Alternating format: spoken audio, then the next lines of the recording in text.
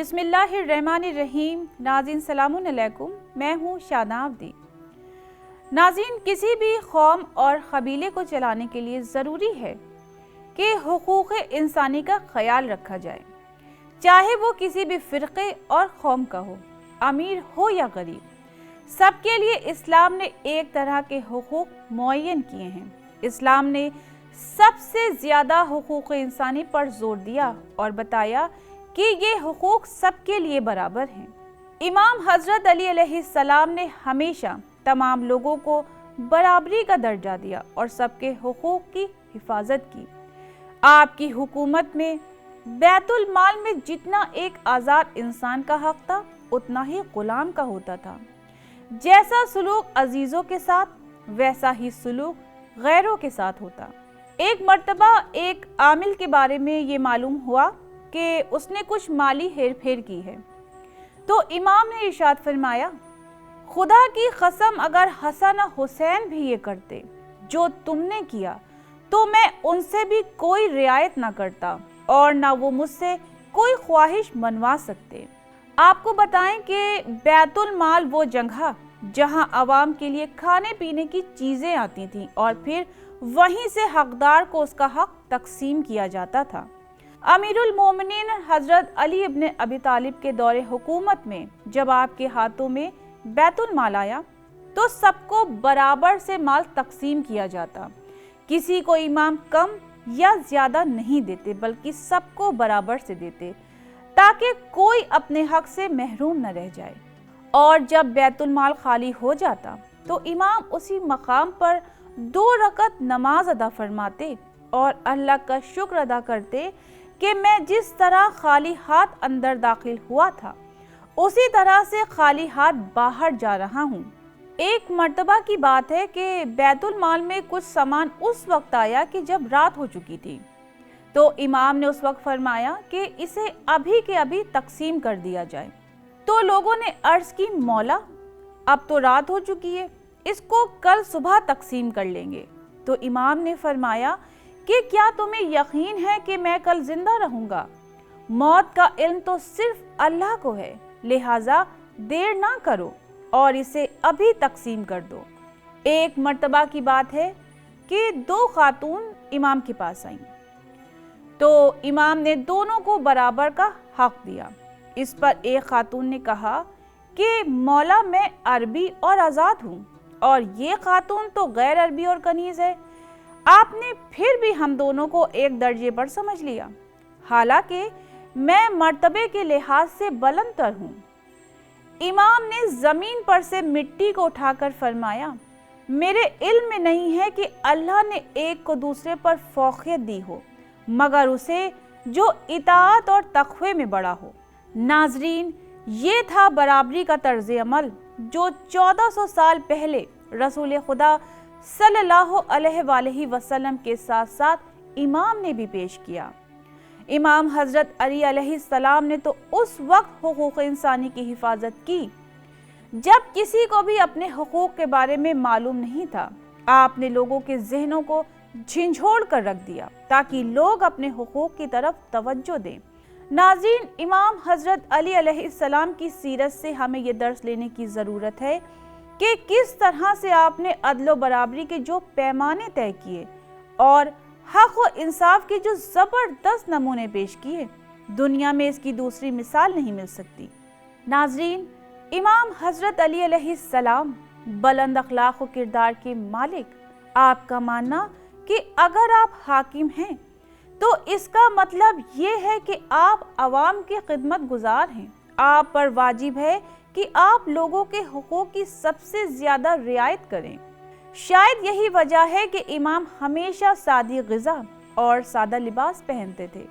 آپ کو جب کوئی حاکم یا بادشاہ کی حیثیت سے عزت و احترام کی نگاہ سے دیکھتا تو آپ راضی نہیں ہوتے۔ ایک مرتبہ امام کسی شہر سے گزر رہے تھے، وہاں کے لوگ خوشی خوشی آپ کا استقبال کرنے کے لیے آپ کی سواری کے آگے پیچھے چلنے لگے۔ تو امام نے ان لوگوں سے پوچھا کہ یہ کیا کر رہے ہو؟ تو ان لوگوں نے عرض کی کہ مولا، ہمارے یہاں استقبال کا یہ ایک طریقہ ہے تو امام نے جواب میں فرمایا، خدا گواہ ہے، اس سے حکام کو کوئی فائدہ نہیں ہوتا اور اس کی کوئی ضرورت نہیں ہے۔ پروردگار عالم نے ہم سب پر بہت سارے حقوق فرض کیے ہیں، ان میں سے اہم ترین حق رعایا پر حاکم کا اور حاکم پر رعایا کا ہے۔ دونوں نے ایک دوسرے کا حق دے دیا تو دونوں کے درمیان حق عزیز رہے گا، انصاف برقرار رہے گا۔ لیکن اگر رعایا حاکم پر غالب آ گئی یا حاکم نے رعایا پر ظلم و زیادتی کی تو معاشرے میں اختلاف ہو جائے گا، ظلم بڑھنے لگے گا، دین میں مکاری بڑھ جائے گی، سنتوں کے راستے نظر انداز ہونے لگیں گے، خواہشات پر عمل ہوگا، نہ ہی کسی کو غلط کام انجام دینے میں وحشت ہوگی۔ ایسے موقع پر نیک لوگ ذلیل کر دیے جائیں گے اور شریر لوگوں کی عزت ہوگی۔ لہٰذا امام حضرت علی علیہ السلام نے ہر موقع پر لوگوں کو یہ نصیحت کی کہ خدا کے واسطے ایک دوسرے سے مخلص رہو اور ایک دوسرے کی مدد کرتے رہو۔ امام نے ہمیں یہ بتایا کہ میں ایسے انسان کو ہرگز پسند نہیں کرتا جو عدالت کے خلاف کسی چیز کی تمنا کرتا ہو۔ امام نے بتایا کہ میری حکومت میں کبھی ظلم نہیں ہوگا، مکاریاں نہیں چلیں گی، دین کے نام پر دین کے خلاف کام نہیں ہوگا، حاکم کے خلاف سازش کرنے والوں کو بخشا نہیں جائے گا، چاہے اس کے پاس کتنی ہی قدرت کیوں نہ ہو۔ آپ نے جناب مالک اشتر کو حکومت کے سلسلے سے جو تاریخی دستاویز لکھے اس میں آپ اس طرح سے ارشاد فرما رہے ہیں، اپنے دل میں اپنی رعایا کے سلسلے میں محبت پیدا کرو اور خبردار رعایا کے حق میں پھاڑ کھانے والے درندے کے مثل نہ ہو جانا کہ انہیں کھا جانے کو غنیمت سمجھنے لگو۔ دیکھو یہ تمہارے جیسے ہی انسان ہیں جن سے خطائیں بھی ہوں گی، لہٰذا انہیں ویسے ہی معاف کر دینا جس طرح سے تم چاہتے ہو کہ خدا تمہاری غلطیوں کو درگزر کر دے۔ امام نے ہر طرح سے حقوق انسانی کا خیال رکھا اور ہمیں یہ بتایا کہ ہم اس بات کا ہمیشہ خیال رکھیں کہ کسی کے بھی حق کو نہ چھینیں، کسی سے غلطی ہو جائے تو اسے معاف کر دیں۔